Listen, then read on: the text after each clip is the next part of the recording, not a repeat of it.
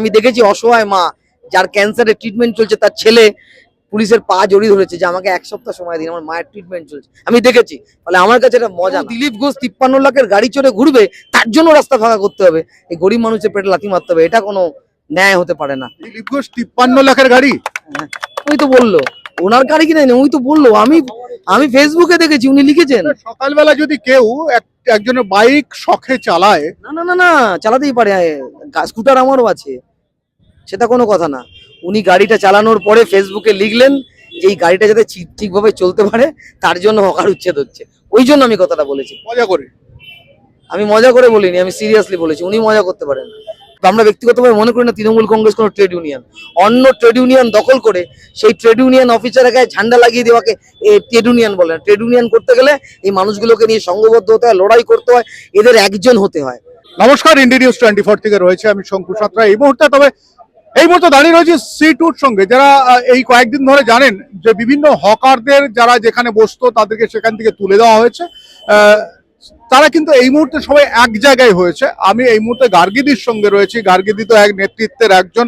বলছি গার্গীদি, মানে আপনারাই বামেরা যারা ফসিল হয়ে গেছে তারা রাস্তায়? আমরা ফসিল কোনোদিনও হয়ে যায়নি, লোকে বলে 2011 সালের পরেও আমরা, তৃণমূল সরকার আপনাদের ফসিল বলতো। ও বলতো আজকে হচ্ছে কপুরের মতো তৃণমূল দলটা উবে গেছে। মানে আমাদের বরফ যত দ্রুত গলে তার চেয়ে বেশি গলে গেছে। আজকে দেখছিলাম যে ওই যে দুবার দল পাল্টালো, দুবার হয়ে গেল, এবারে দুবার বহিষ্কার। সিপিআইএম বহিষ্কার করেছে, তৃণমূল বহিষ্কার করেছে। এক এমএলএ ঋতব্রত ব্যানার্জি, তিনি তৃণমূলের ট্রেড ইউনিয়নের নেতা ছিল। কোথায় এখন যখন হকার আক্রান্ত, এখন যখন পাট শ্রমিকরা আক্রান্ত, কোথায় তৃণমূলের ট্রেড ইউনিয়নের নেতা? তাকে তো দেখা যাচ্ছে না। আর দলটাও তো কপুরের মতো উবে যাচ্ছে। ফলে আমরা সেদিনও রাস্তায় ছিলাম, আজও রাস্তায় আছি। এই মানুষগুলোর জন্য আমরা শেষ পর্যন্ত রাস্তায় থাকবো। এই যে ঋতব্রত বোধহয় খুব সম্ভবত দিল্লিতে মমতা বন্দ্যোপাধ্যায়কে ঠেলেছিল, সেখানকার নির্দেশে হাজার হাজার সিপিএম এর পার্টি অফিস ভাঙা হয়েছে এক সন্ধ্যাবেলা। আমি ব্যারাকপুরের মেয়ে, চোখের সামনে দেখেছি। একদিনে আমাদের ব্যারাকপুরে 49টা পার্টি অফিস ভেঙে গেছিল। ব্যারাকপুর নয়, পশ্চিমবঙ্গ। আমি বলছি, আমার ঘটনাটা চোখের সামনে দেখা, চোখের সামনে আমি দেখেছি। একদিনে আমার যে এলাকাটা দাঁড়িয়েছিলাম সেখানে 49টা, রাজ্যের 1500 পার্টি অফিস ভেঙে গেছিল একদিনে। তারপরও লাল ঝান্ডা মাথা উঁচু করে চলেছে এবং মানুষের স্বার্থে লড়াই করেছে, এখনো লড়াই করছে। এই ঋতব্রত তাহলে কি করতে চাইছে? ও তো এবার দুবার বহিষ্কার হলো, ও হ্যাট্রিক হবে, বহিষ্কারে হ্যাট্রিক হবে। আর কোথা থেকে হবে? এবার হয়তো বিজেপিতে যাবে। বুঝতে পারছেন না, সরু লাইন করছে, ও তো লাইন বাজে ওইভাবে চিরকাল, ছাত্র জীবন থেকে ওই কাজ পাল্টিবার ছেলে। শুনলাম এই ঋতব্রত নাকি সব বিধায়কদের এক করেছে। দেখুন কাকে এক করেছে, আমি তো তৃণমূল কংগ্রেস দল করি না, শোনা আমি সিপিআইএম দল করি। ওদের দলের কে কি করে তার আমার জানা নেই। তবে একটা কথা বুঝেছি, মতাদর্শ ছাড়া, আদর্শ ছাড়া দল গঠন করলে পারে এই তার হাল হয়। তৃণমূলের মতাদর্শ ছিল না, কখনোই ছিল না, আদর্শ ছিল না। না, লুম্পেন রাজনীতি যাদের মতাদর্শ হয়, আপনি বলুন তো, এই হকারদের কাছ থেকে তোলাবাজি করতো স্টেশনে যে তৃণমূলের নেতারা, আজকে মানুষগুলোকে বিপদে ফেলে চলে গেল, পালিয়ে গেল। তাহলে আপনাকে স্টপ করি, আপনার হকার? হ্যাঁ, বিধাননগরে হকার। তৃণমূল আপনার কাছে তোলাবাজি করতো? সেটা করতো, বলুন না। তৃণমূল টাকা নিত সবার কাছ থেকে নিত না, যারা পুরাতন হকার ছিল সিপিএম এর আমলে তাদের কাছ থেকে নিত না, যাদের নতুন বুঝ খেয়েছিল তাদের কাছে নিতে পারে। কত নিত তা জানি না, মানে নিত। বিধাননগর দিয়ে নিত না, কিন্তু শিয়ালদা দিয়ে নিত। হ্যাঁ, বলছি না, শুনো, ওপেন সিক্রেট বলে একটা কথা রয়েছে। আমি তো বলে দিলাম নিত তো। এবং দমদমে যখন লড়াই করছে ছেলেগুলো, দেখুন না, দলমত নির্বিশেষে CI2 বলে আমাদের সকলে ছিল, সবাই মিলে আমরা লড়াই করেছি। সেই লড়াইতে তৃণমূল কংগ্রেসের নেতাদের দেখতে পাওয়া গেল না কেন? তোলাবাজি করে খেয়েছে বলে। আমরা তো তোলাবাজি করিনি।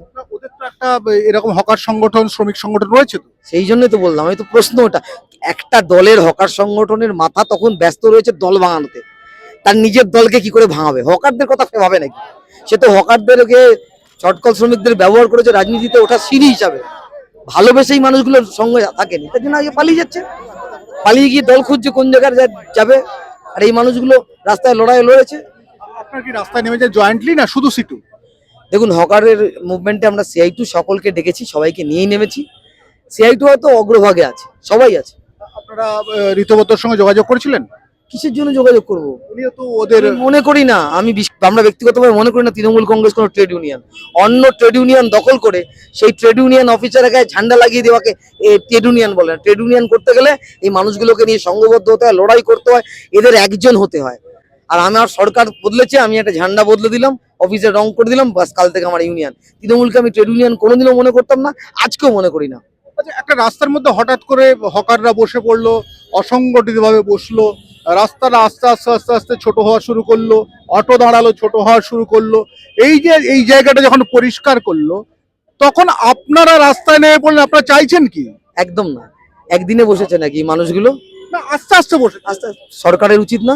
আচ্ছা, কখন বসে? ভারতবর্ষের সংবিধানে আছে সরকার যখন কাজ দিতে পারে না, কিছু করবার, ক্ষুদ্র ব্যবসা করার অধিকার কোথায় আছে? কেউ কোভিড পিরিয়ডে আপনি দেখেছিলেন? কোভিড পিরিয়ডে কারখানা বন্ধ, আমি দেখেছি লেবু নিয়ে রাস্তায় বসে আছে। লোকটাকে সরিয়ে দেবেন আপনি? তাহলে সরকারের ব্যবস্থা করা উচিত ছিল এই লোকগুলোর বিকল্প কর্মসংস্থান, বিকল্প ভাবনা। লোকগুলো এমনি সরে যেত। কেউ কি চায় রাস্তায় দাঁড়িয়ে হকারি করতে? রোদ জল বৃষ্টিতে কেউ চায় না, কেউ চায় না। আজকের দিনে নতুন সরকার এসছে, তাদের কাছে আপনি কি চাইছেন, কি দাবি করছেন? আমি চাইছিলাম এদেরকে নিয়ে পরিকল্পনা করতো, পুনর্বাসনের প্যাকেজ দিত, এদের নিয়ে বিকল্প কর্মসংস্থানের ব্যবস্থা করতো, রাস্তা ফাঁকা হোক, অসুবিধা নেই। কিন্তু কেউ দিলীপ ঘোষ 53 লাখের গাড়ি চড়ে ঘুরবে, তার জন্য রাস্তা ফাঁকা করতে হবে, এই গরিব মানুষের পেটে লাথি মারতে হবে, এটা কোনো ন্যায় হতে পারে না। দিলীপ ঘোষ 53 লাখের গাড়ি? ওই তো বললো ওনার গাড়ি কিনে নেই, ওই তো বললো। আমি ফেসবুকে দেখেছি, উনি লিখেছেন। সকালবেলা যদি কেউ একজনের বাইক শখে চালায়, না না না না, চালাতেই পারে, স্কুটার আমারও আছে, সেটা কোনো কথা না। উনি গাড়িটা চালানোর পরে ফেসবুকে লিখলেন যে এই গাড়িটা যাতে ঠিকভাবে চলতে পারে, তার জন্য হকার উচ্ছেদ হচ্ছে, ওই জন্য আমি কথাটা বলেছি। মজা করে। আমি মজা করে বলিনি, আমি সিরিয়াসলি বলেছি। উনি মজা করতে পারেন, কারণ আমি রাত্রিবেলা দাঁড়িয়ে, উনি বলেছেন সকালবেলা, আর আমি রাত্রিবেলা দাঁড়িয়ে হকারদের পেটে লাথি পড়তে দেখেছি, জেসিবি মেশিন দিয়ে দোকান ভাঙতে দেখেছি, আমি দেখেছি সাজোয়া গাড়ি আসতে, আমি দেখেছি বুক ফাটা আর্তনাদ, আমি দেখেছি কালকে কি খাবে এই মানুষগুলো, তার কোনো ঠিক ঠিকানা নেই। আমি দেখেছি অসহায় মা, যার ক্যান্সারের ট্রিটমেন্ট চলছে, তার ছেলে পুলিশের পা জড়িয়ে ধরেছে যে আমাকে 1 সপ্তাহ সময় দিন, আমার মায়ের ট্রিটমেন্ট চলছে, আমি দেখেছি। ফলে আমার কাছে এটা মজা না।